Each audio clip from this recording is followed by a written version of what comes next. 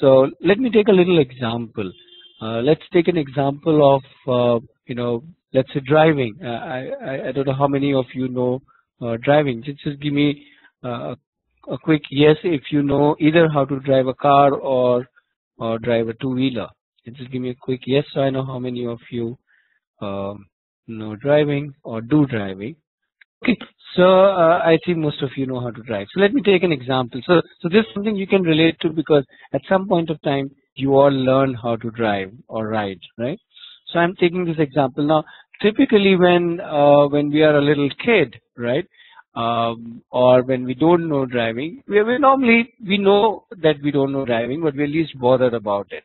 Somebody drives us around and we don't really give a damn about it. We may want to drive it, but that's more or less it, right? So we call this stage very simple, that we are unconsciously incompetent. As in, we don't really, it doesn't really bother us that I don't know how to drive a car or ride a bike. We're just unconscious about it. Till one fine day when we say, hey, I want to learn how to drive, right? And assuming that I'm more than 18 years or whatever the age, so I say, okay, I need to get inside the car or get on a bike and drive. And obviously, when you started learning how to drive, all kinds of things started happening. You could have pressed the clutch and instead of accelerator, press the accelerator instead of clutch and so on. The bike jumped, the car lurched and so on. And we suddenly realized, hey, I don't know how to drive this. And I could be sweating or I could be real trouble that, why I don't know this, right? Then as I start learning and I persist in that, I start learning and figuring out how the whole thing works. And let's say after whatever, 1 week, 1 month, whatever time, I know now I'm able to drive, and maybe whoever is teaching me or with me even says that now you can go on your first solo ride, right? And yes, I know I can drive, but I'm very conscious about that. I'm very scared. I check the mirror 10 times. I check accelerator or the whatever pedal. I switch off music. I do all of those things because I'm very conscious. Yeah. And I'm able to drive from, let's say, point A to point B, but I'm extremely conscious. In the next few months, I'm still very conscious. I don't let people bother me while I'm driving. I hold the steering wheel very tight. I concentrate totally on the road. All right, and that kind of stuff. So that's called conscious competent. I'm competent, but I'm very conscious about how I'm competent in doing something. Yeah. Then what happens is we keep on driving every day, and if you're like Pinaki, we could be driving 100 kilometers every day or whatever.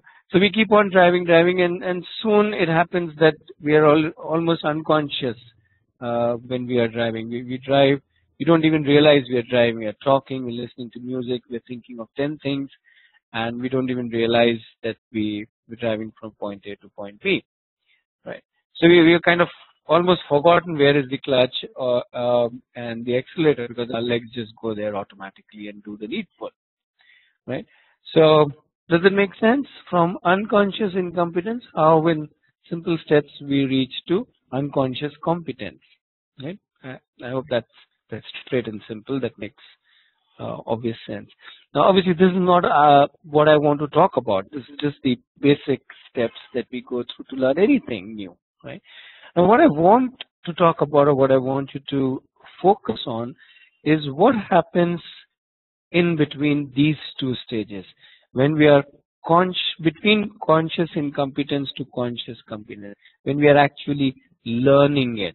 Right? When you might go back to your memories when you're learning how to drive, when you'd still not learned it completely, but you were kind of trying it.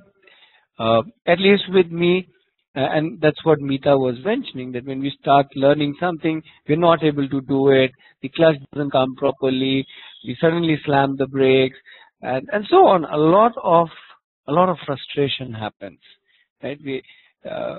And a lot of us actually leave driving or not driving, sorry, of anything that we are trying to learn at this stage. Exactly what Meeta mentioned, that we start thinking, hey, maybe I'm not good at it, maybe I'm not be able to learn this, and we actually leave it. Yeah, simply because we are very frustrated.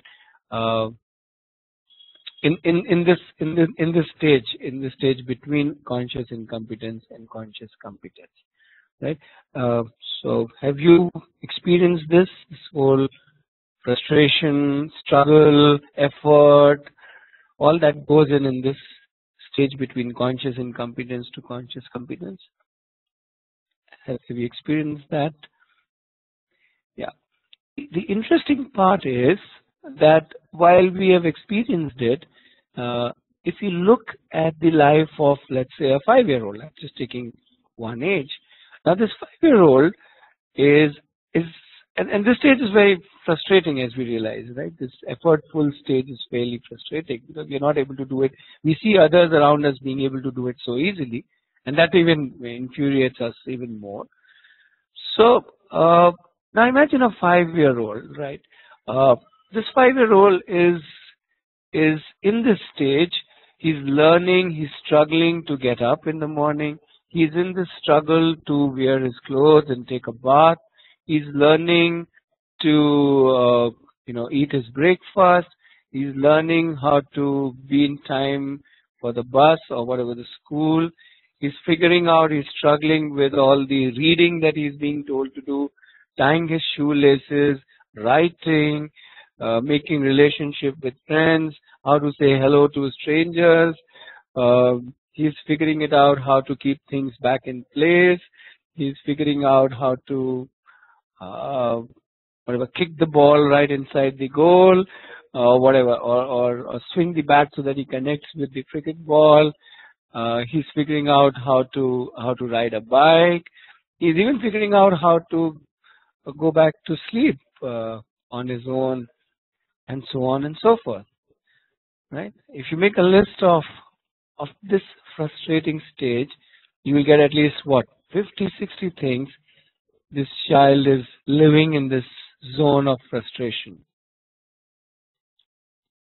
right? And when we started to write the 6 in the air and we couldn't get it, I don't know how you felt, right? You felt like, this doesn't happen, right? And this guy, this 5-year-old, is doing that with 50 things on his day-to-day basis. What do you think?